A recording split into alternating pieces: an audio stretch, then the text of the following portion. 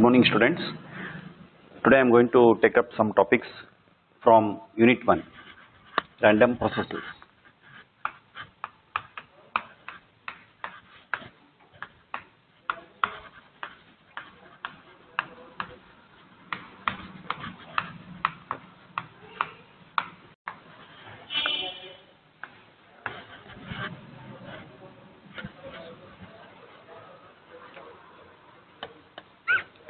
Now, let us have some brief introduction about random processes. First of all, let us try to understand the difference between deterministic and random signals.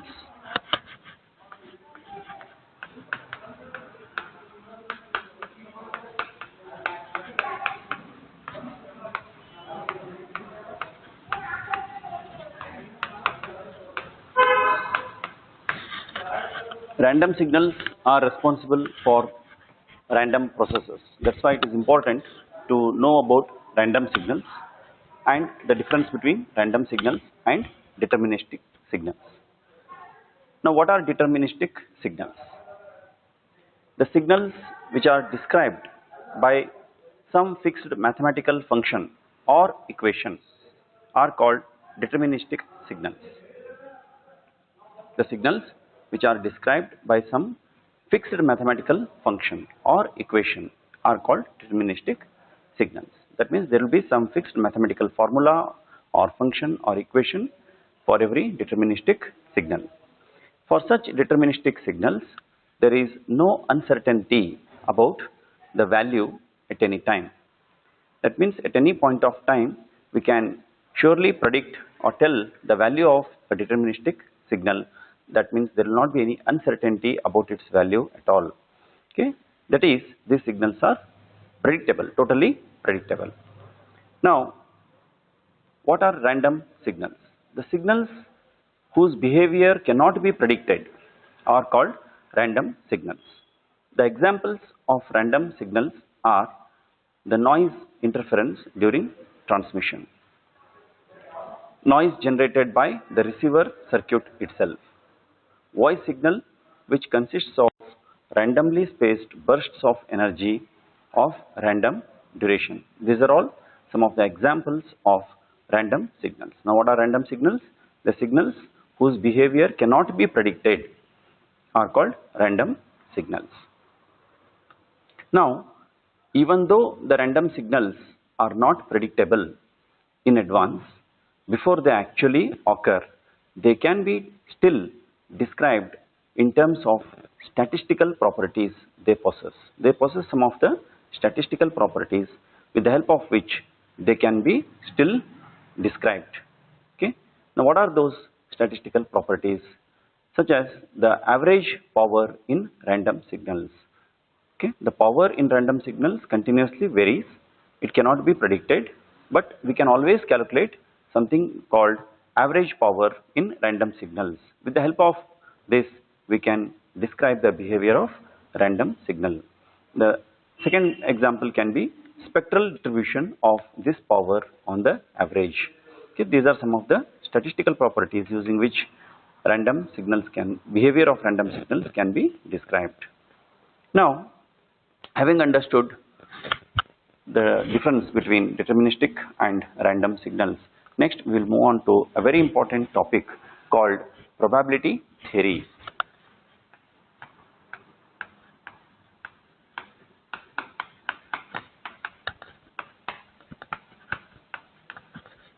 Probability theory. What is this probability theory? Why it needs to be studied? How it is going to be helpful?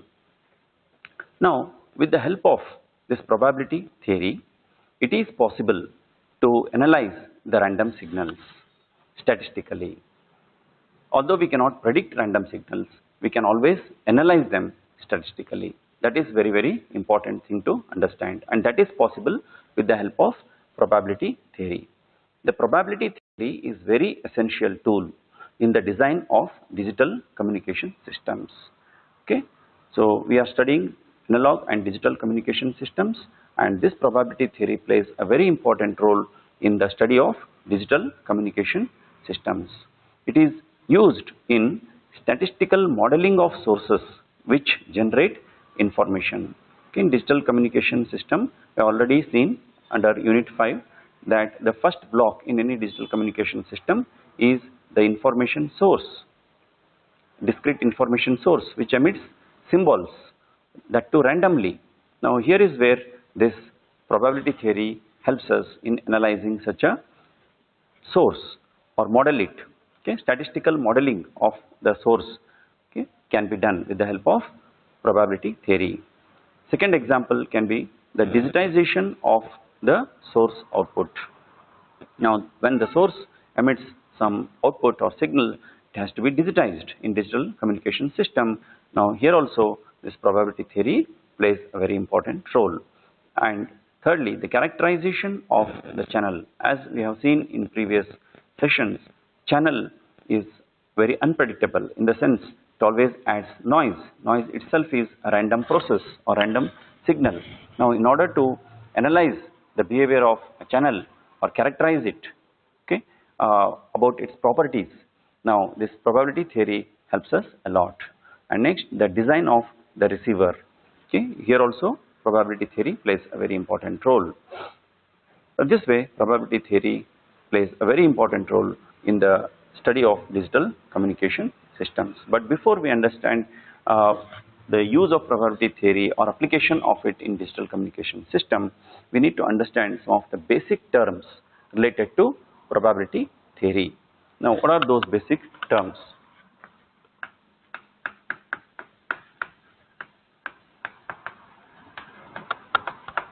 The first term which we need to understand is experiment. What is this experiment? An experiment is the process which is conducted to get some results. Any process which is conducted to get some results is called an experiment. When the same experiment is performed repeatedly under the same conditions, what do we expect? We expect similar results, correct? But there are some experiments which do not give us the same results even though they are performed repeatedly. Here is where the theory of probability plays a very important role.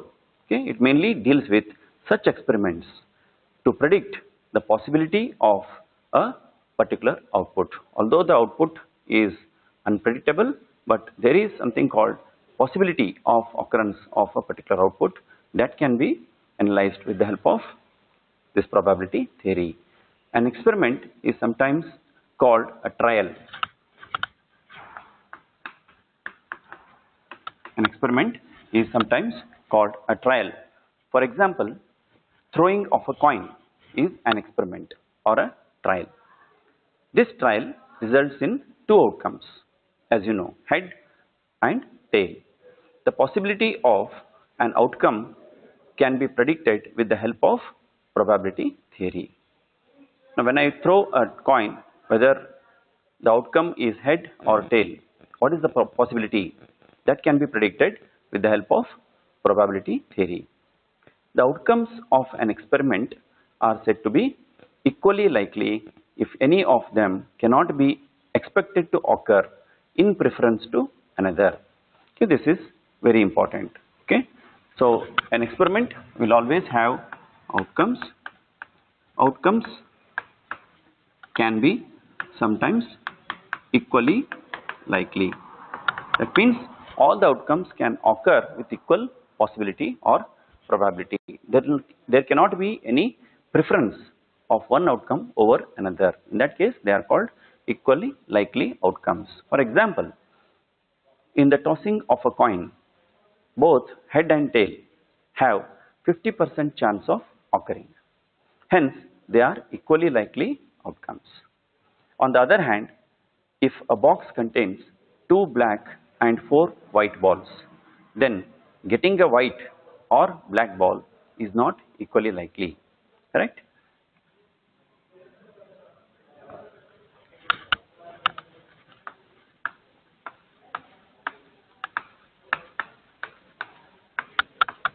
The next term which we need to understand is sample space, which is indicated as S. What is this sample space? The set of all possible outcomes of an experiment or trial is called the sample space of that experiment. The set of all possible outcomes is called the sample space of that experiment. It is denoted by S. Usually, we consider only those experiments whose sample space is finite. Okay, we don't consider any experiments whose sample space is infinite. We consider only those experiments whose sample space is finite.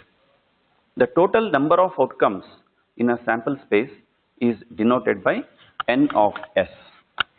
N of S denotes total number of outcomes in a sample space. For example, tossing of a coin. Here we know that the possible outcomes are head or tail. It is represented as S is equal to flower bracket H comma T. Therefore, what is N of S here? N of S is 2 number of outcomes in the sample space. Similarly, tossing of 3 coins simultaneously, okay, can have 8 number of outcomes. Okay, when we toss 3 coins simultaneously, the possibilities can be all 3 of them being head, that is H, H, H, 2 of them heads and 1 of them tail, like H, H, T, and so on, and the last possibility can be tail, tail, tail. This way we get 8 outcomes. N of S can be 8 in this case.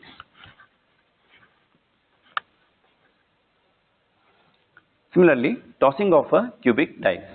Here we know that S, the sample space, is made up of 6 outcomes.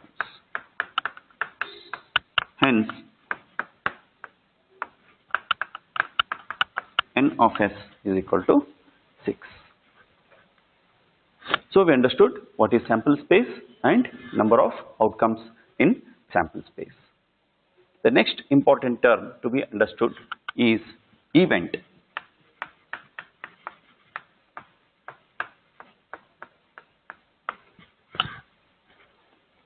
Event. What is this event? The expected subset of the sample space or happening is called an event. That means it is the expected outcome out of all the outcomes of the sample space. That is called an event. For example, consider the experiment of throwing of a cubic dice. Here the sample space is equal to 1, 2, 3, 4, 5, 6. If we wish the number 4 to be an outcome, then E is equal to 4.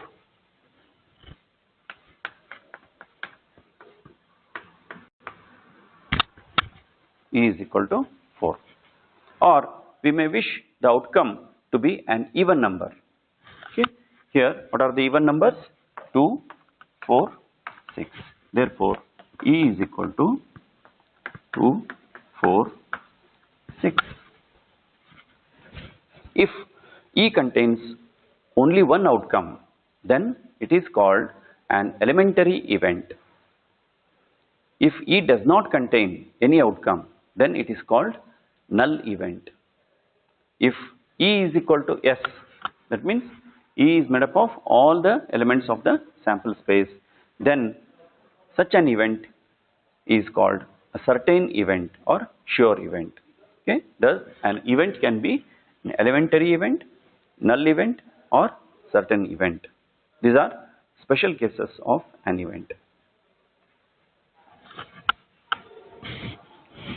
Next terms, important terms are like independent and dependent events.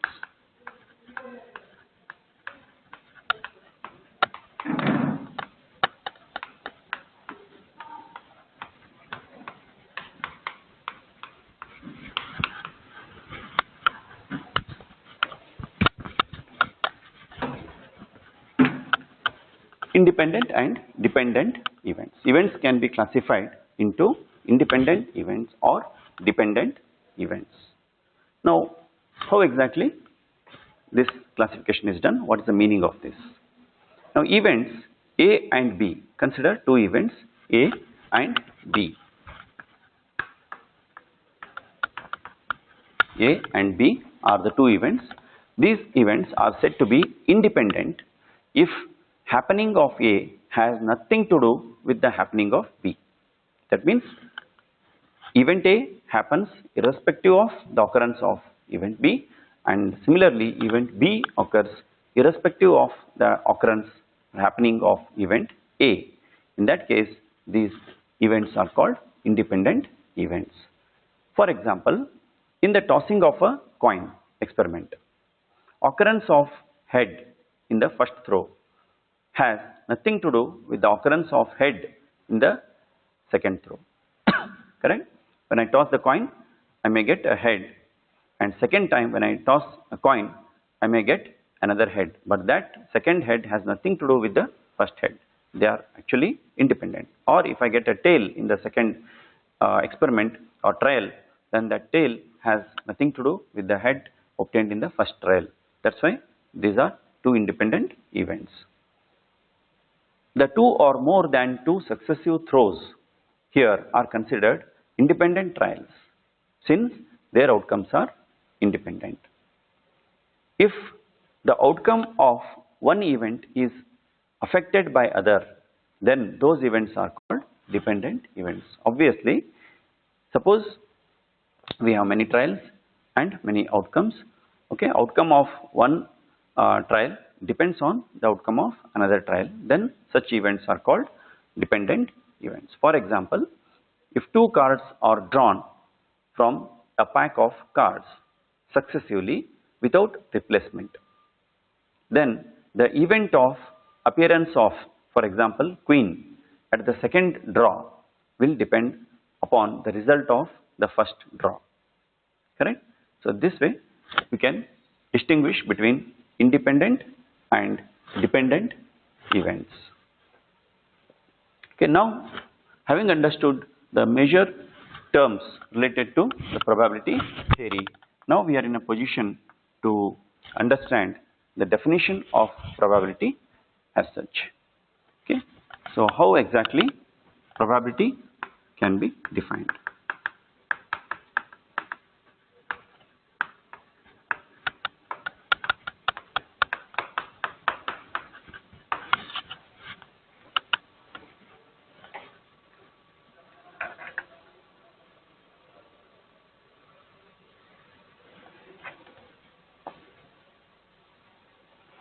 Let us say an event A is the set of desirable outcomes and is the subset of sample space S.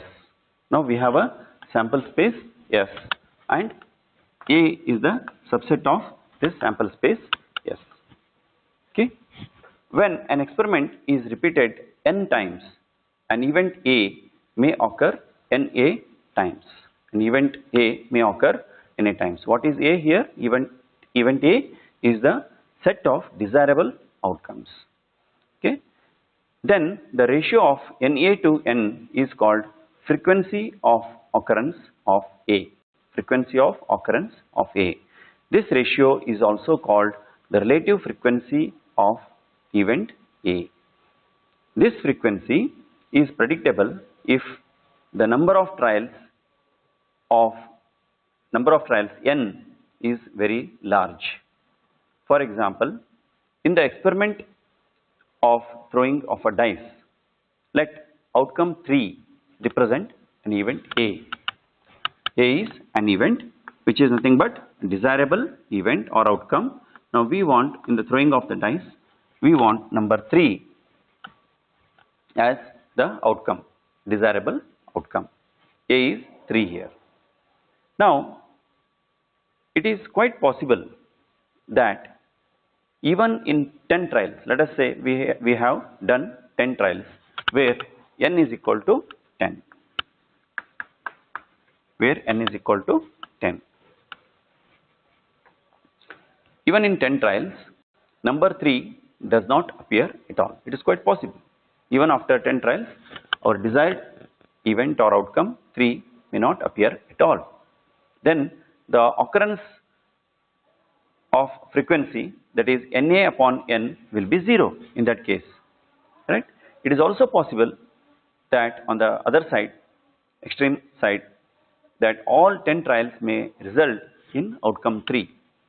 All 10 trials may result in outcome 3 itself. Then what is the frequency of occurrence of event A? It is nothing but Na upon n, frequency of occurrence of the event. This is 1.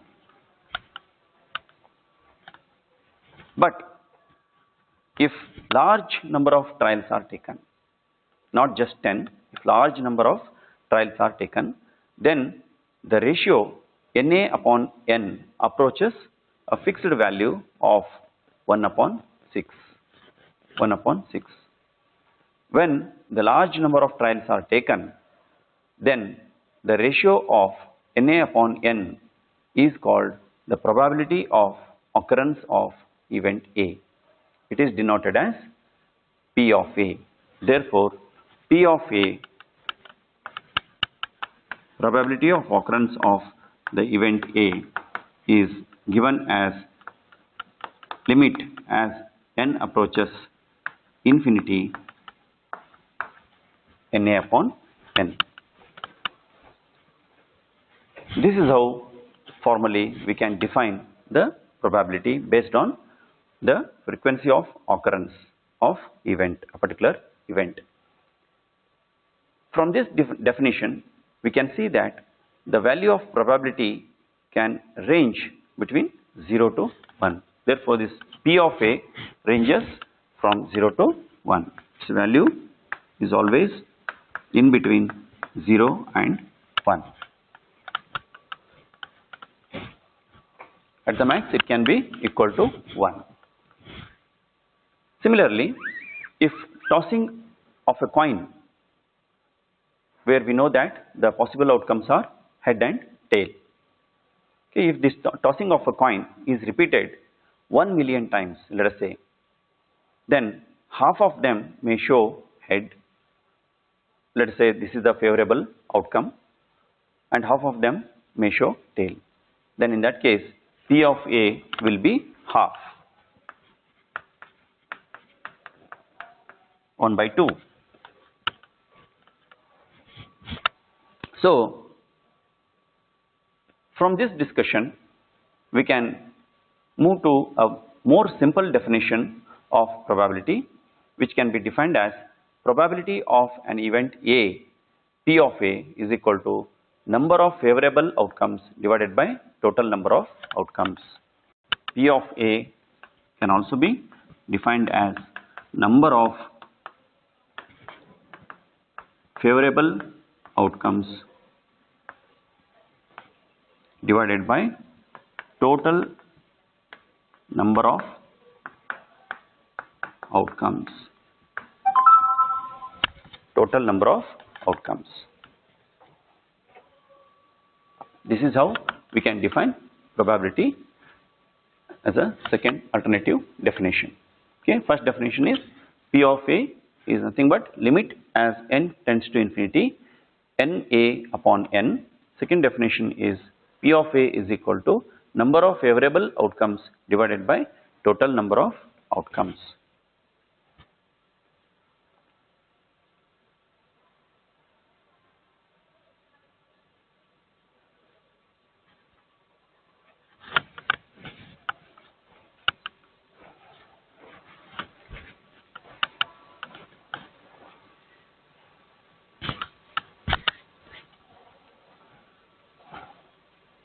Now let us solve a simple problem or numerical based on the above concept.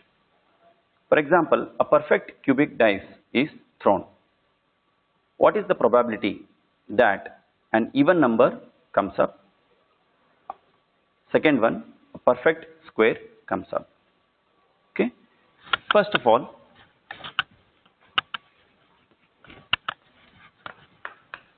what is the sample space when a perfect cubic dice is thrown? That is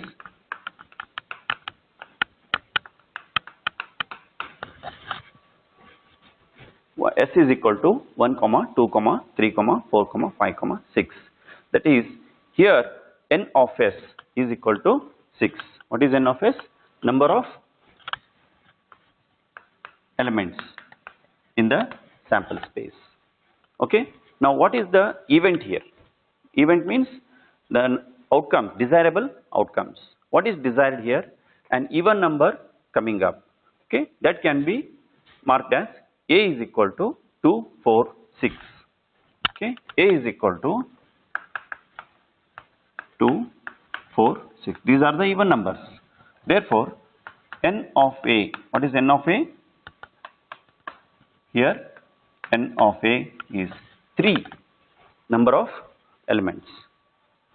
Now, according to this definition of probability, probability P of A is equal to number of favorable outcomes, that is n of A divided by total number of possible outcomes.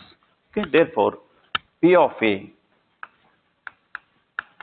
is equal to n of A divided by n of S, that is 3 upon 6 is equal to 1 by 2 or 0.5.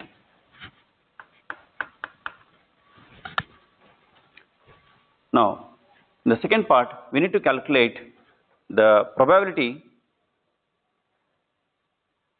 of a perfect square coming up. Now, in this sample space, which are the perfect squares? 1 is a perfect square and 4 is a perfect square. Okay, that means here our desirable event or outcome consists of only two elements, 1 and 4.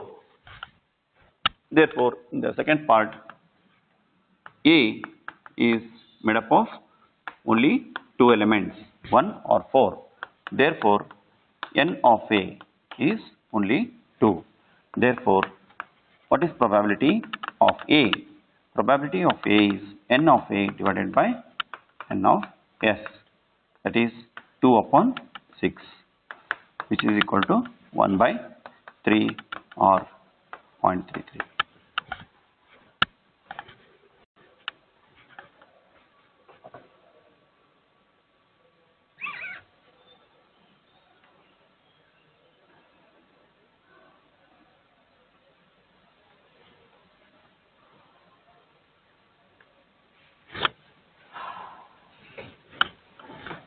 Let us solve one more simple but interesting problem based on this concept of probability, definition of probability.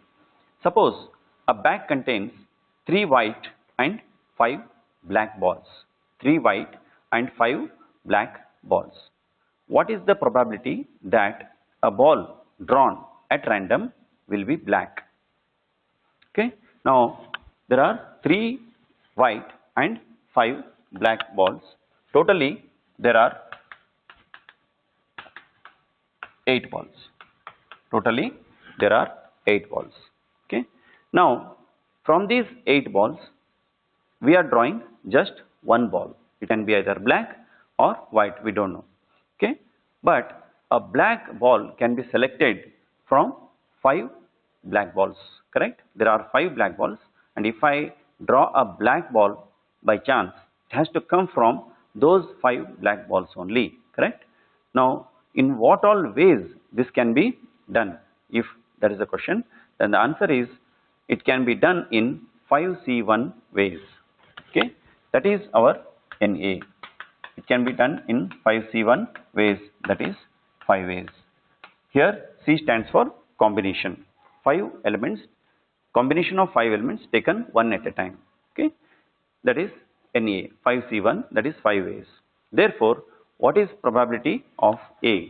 Probability of A is the event, okay, required event or desirable event, that is drawing of a single black ball from 8 balls, total of 8 balls, that is 5 upon 8, correct, which is equal to almost 0.625. This is the probability with which if a ball is drawn, it can be a black ball.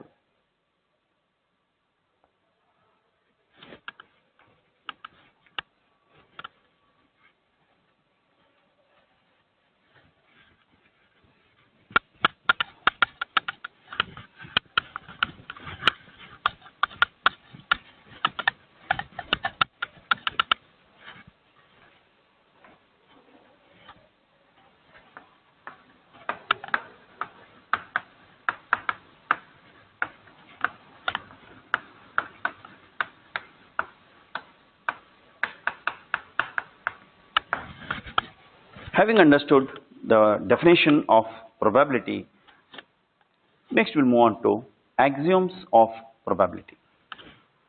That means some of the properties, important properties of probability. Now, here comes a concept called mutually exclusive events. What is this concept? The outcomes of a trial are said to be mutually exclusive if the occurrence of one of them precludes the occurrence of all other outcomes. Such outcomes are called mutually exclusive outcomes. They are called, in short, ME, mutually exclusive outcomes. So what are these mutually exclusive outcomes? The outcomes of the trial are said to be mutually exclusive if the occurrence of one of them precludes, that means prevents, the occurrence of all other outcomes. If one particular outcome occurs, then it is going to prevent the occurrence of remaining other outcomes. For example, in tossing of a coin, events head and tail are said to be mutually exclusive. Because when I throw a coin, if a head occurs, then automatically it prevents or precludes the occurrence of tail. Tail won't occur. Or if a tail occurs, then head won't occur. Okay? If one of them occurs, then the other one won't occur. That's why they are mutually exclusive outcomes. In throwing of a dice, for example, the occurrence of number 5 will automatically exclude the occurrence of numbers 1, 2, 3, 4 and 6, that is remaining numbers, correct? So that's why such events or outcomes are called mutually exclusive events or outcomes. Now consider two such mutually exclusive events or occurrences, A and B. A and B, okay? Consider two such mutually exclusive events, A and B.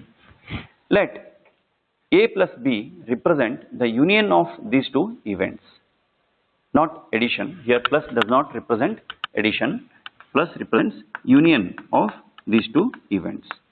Now what about the probability of union of these two mutually exclusive events? Now the probability of A union B is given by P of A plus P of B.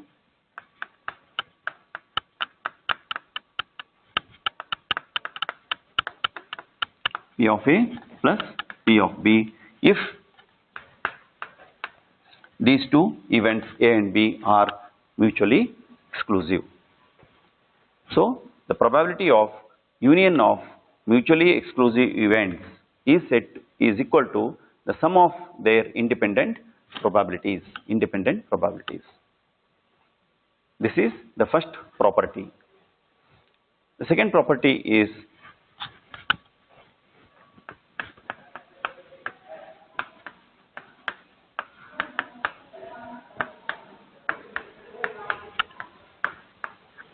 probability of A bar is equal to 1 minus probability of A, where A bar denotes the complement of event A. Suppose we have an event A, then A bar represents complement of event A, and in that case the probability of the complement of event A, that is probability of A bar, is equal to 1 minus P of A. For example, in the tossing of a coin, probability of event of occurrence of tail represents the complement of event of occurrence of head. Okay, these two are said to be complement to each other. Now consider m such mutually exclusive events, A1, A2, A3, A4 up to AM, m such mutually exclusive events. All of them are mutually exclusive. Then in that case, A1 plus A2, here plus means union, okay, A1 plus A2 plus A3, okay, up to AM represents the total sample space.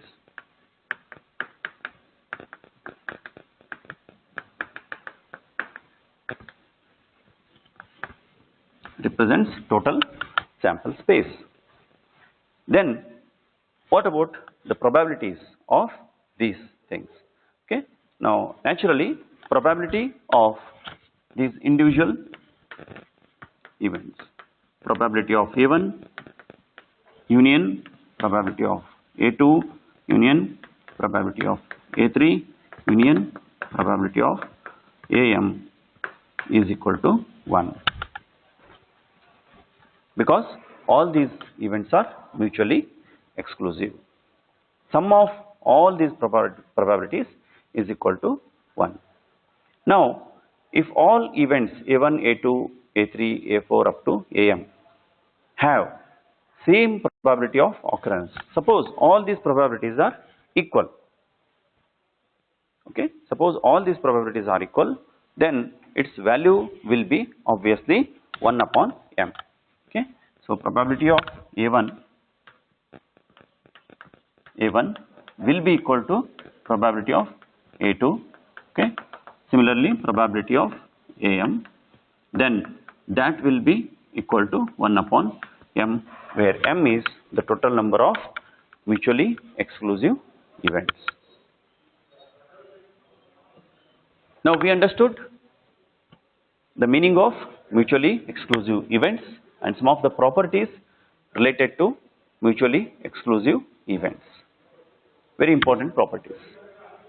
Now, if the events A and B are not mutually exclusive events, they are not mutually exclusive events, then the probability of the union of A and B, that is P of A plus B, how it can be expressed, whether it is still P of A plus P of B? No. In that case, it is probability of A union B is equal to probability of A plus probability of B minus probability of AB.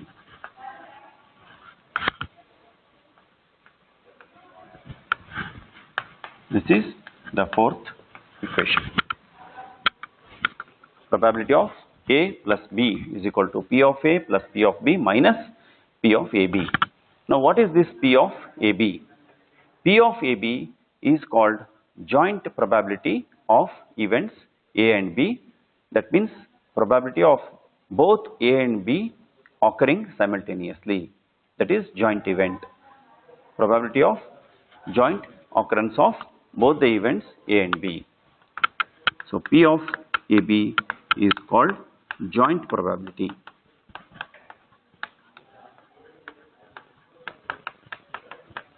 Joint probability. This P of AB is given by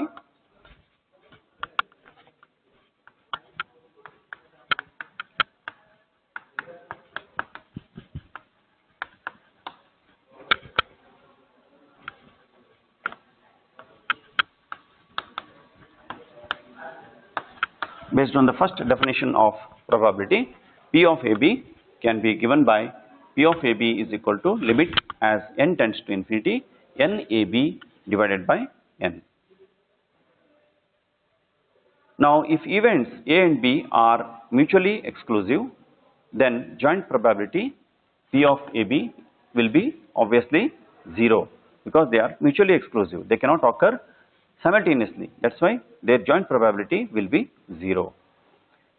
Joint probability has commutative property. That means P of AB is equal to P of BA. These are some of the properties of joint probability.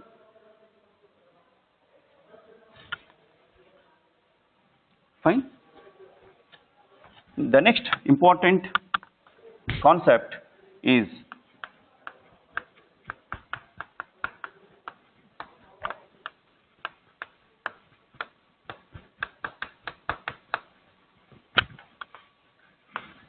conditional probability. Conditional probability. Assume that an experiment involves two events, A and B, two possible events.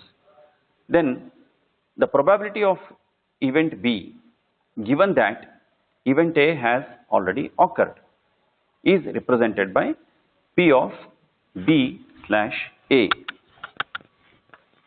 P of B slash A. What is the meaning of this?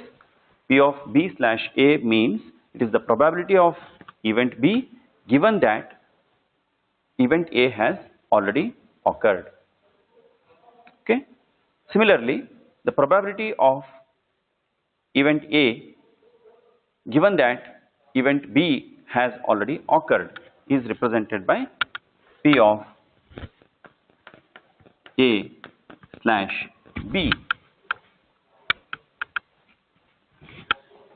Now, how these two probabilities can be expressed? These two probabilities are called conditional probabilities. Okay. This concept is applicable to those events which are not mutually exclusive. Okay, which are not mutually exclusive. That means if there are two events A and B, the occurrence of B depends upon the occurrence of A to some extent. Similarly, occurrence of A depends on B to some extent. In that case, P of B slash A represents probability of occurrence of B given that event A has occurred. This is given by P of AB by P of A. Similarly, this is given by P of AB divided by P of B. Probability of B slash A is equal to P of AB by A, where P of AB is nothing but joint probability. Similarly, probability of occurrence of event A given that B has already occurred, okay, is expressed as P of AB divided by P of B. These two probabilities are called conditional probabilities.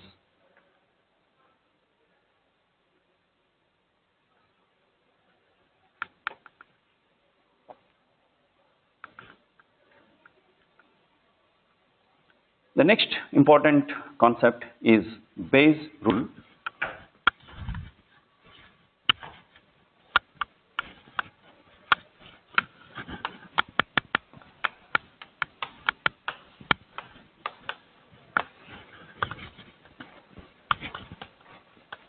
Or Bayesian policy. Let B1, B2, B3, B4 up to Bn be mutually exclusive events. We have already seen what is the meaning of mutually exclusive events. Let B1 to Bn be mutually exclusive events, n of them. And event A, another event A, let us take another event A. Okay, this occurs only when any one of B1, B2, B3 up to Bn occurs. Then B of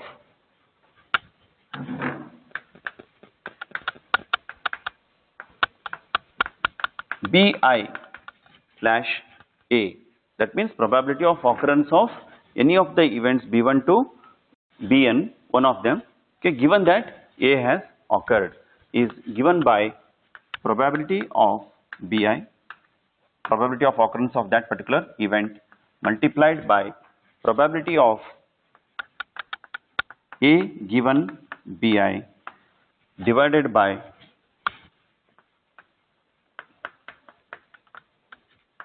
summation over I is equal to 1 to n probability of Bi into probability of A slash Bi.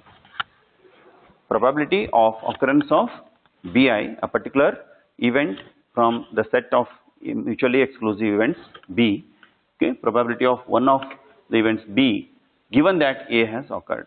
This is given by probability of Bi, occurrence of that particular event, multiplied by conditional probability, that is probability of A occurring given that B has already occurred, divided by summation of these things, probability of Bi into probability of A given Bi. Okay. This relation is called Bayes' rule or Bayesian policy, the proof of which has already been given to you in the form of notes. I request all of you to go through it once.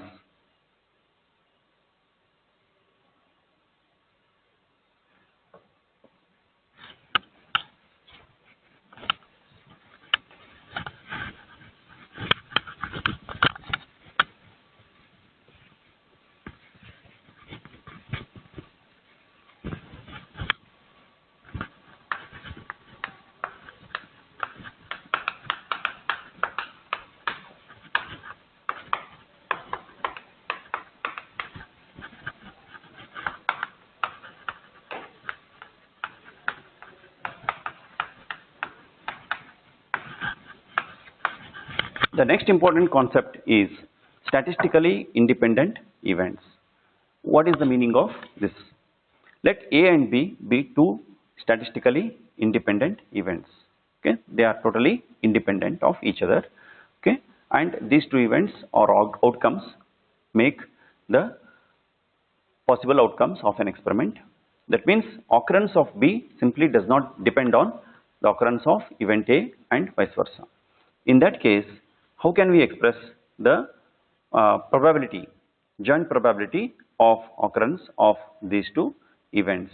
Okay, in that case, joint probability of occurrence of these two events A and B, which are statistically independent, is given by P of A to P of B. P of A into P of B. Okay. So this is how we express the probability of joint probability of occurrence of statistically independent events A and B. Okay, P of AB is equal to P of A into P of B. This multiplication of these two probabilities is possible only if these two events are statistically independent of each other.